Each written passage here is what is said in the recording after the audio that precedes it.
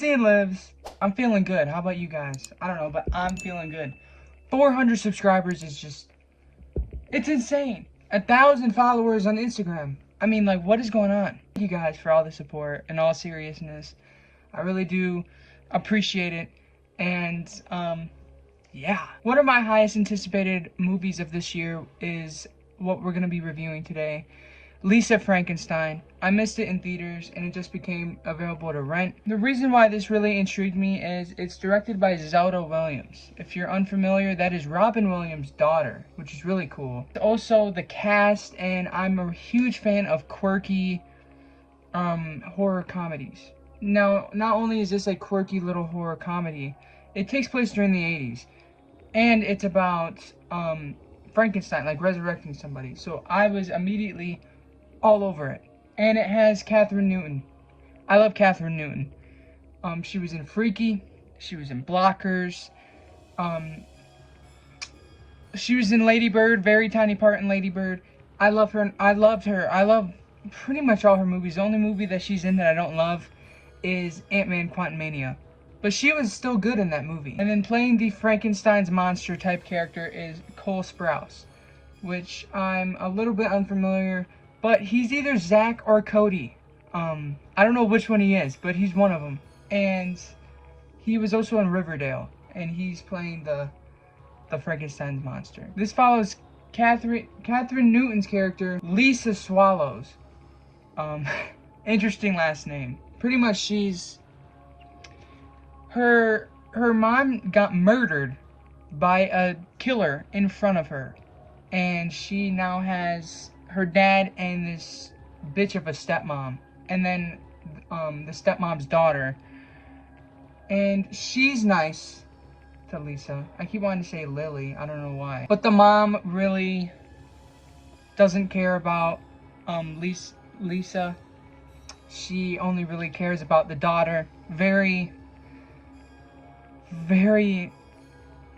she's a dick. Lisa is, she likes to go to this grave site and do like where she puts the paper and traces on the gravestones, and she was looking at this headstone that had Cole Sprouse's character on it. It was like this like bust of his head, and she really liked him and would have little fantasies about him. Huge storm rolls in, and the lightning strikes on the grave, and boom, here comes this guy coming back to life.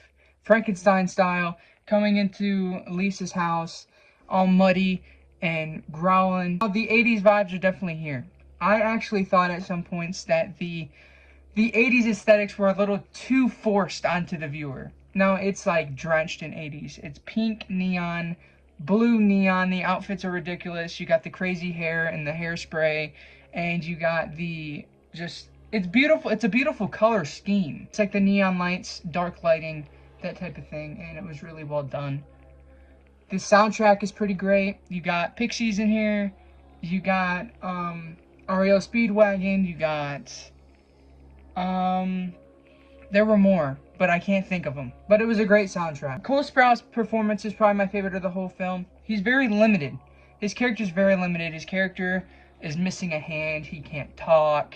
He has to walk all weird because he's been dead for like 100 years almost. So I thought he did a damn good job. He has most of the comedic moments, I would say.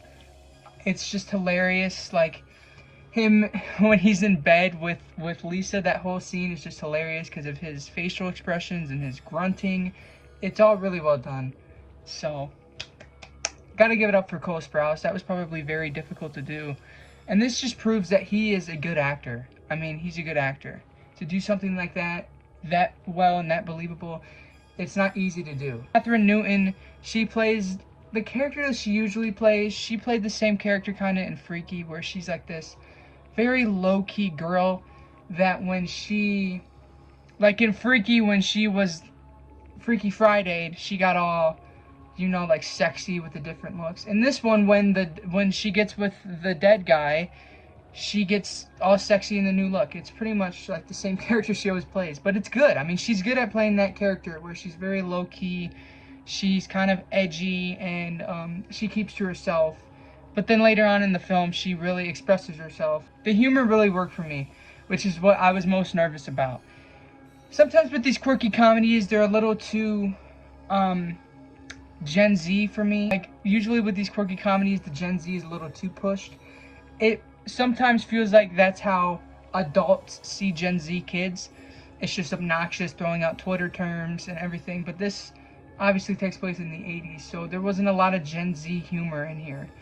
It was actually a lot of jokes that my parents were laughing at because I watched this with them. I didn't understand all of them, but having that effect on both, like, you can watch it with a teenager who will probably enjoy it because it's about teenagers, and then you can also, the parents will also have a good time because it's about when they grew up. Jokes about certain magazines and certain celebrities and like just stuff that was around back then. It was really cool seeing jokes like that. I did have a little complaint about the film. Now there has been a lot of mixed reception on this, which also got me kind of nervous. But the poster, I don't watch trailers, so I didn't watch the trailer. But the poster art and some of the stills that I saw, I was like, I'm gonna love this movie. I had one complaint, and that is the script. The script was not very great. It's written by the same person that did Jennifer's Body, which is a good movie. I'm not as high on it as other people are. It's the same person that wrote that movie. This script was very sloppy. There's a lot of moments. There's a lot of like conversations that lead nowhere. There's a lot of conversations that focus on something that doesn't even matter to the plot at all. Like they will say a joke and you'll laugh at it, and then the character will explain the joke that we just heard. And they do that like 3 or 4 times, and it was just weird. It was like it wasn't a complete script. It wasn't completely finished. But that was like really the only complaint I had. I liked the ending. The ending was really good. You have the dad from Stranger Things in here. Mike's dad. I'm not familiar with his name, but he plays also the same character he always plays. That like nonchalant dad who acts like he's listening, but he's not. He's just like reading the newspaper or something. You also have Jenna Davis in here, and she's Megan. She voiced Megan. I think she might have even did choreography for Megan. And she's in here as like a snotty teen. She did a good job. The whole ensemble of people did great. Zelda Williams was great behind the camera. A lot of cool panning shots, a lot of cool far angle shots that I really enjoyed. There were some shots in here that had 0 cuts that were really effective. Again, the color scheme is great. I think they focused on the characters enough. Zelda Williams did great behind the camera. And I hope that she does more. I hope these mediocre ratings don't scare her away from the camera, because I really think she did damn good. She has potential. That's really what this movie felt like. It felt like a cult classic that never existed. This feels like one of those movies that you never really heard of until you get into movies and then you hear people praise it. Like a cult classic. Obviously, you guys know what that means probably. This felt like one of those weird 80s movies. Obviously, it's going to have similar vibes to Reanimator and Frankenhooker just because of the plot and what happens. But it just really has that cult classic 80s feel to it. And I really think that this will be a cult classic with the next ongoing generations. This, I feel like, will age more and better as it goes along. I feel like it's going to be timeless. I just have that feeling. Overall, I'm giving Lisa Frankenstein a 4 out of 5. I had a fun time with it.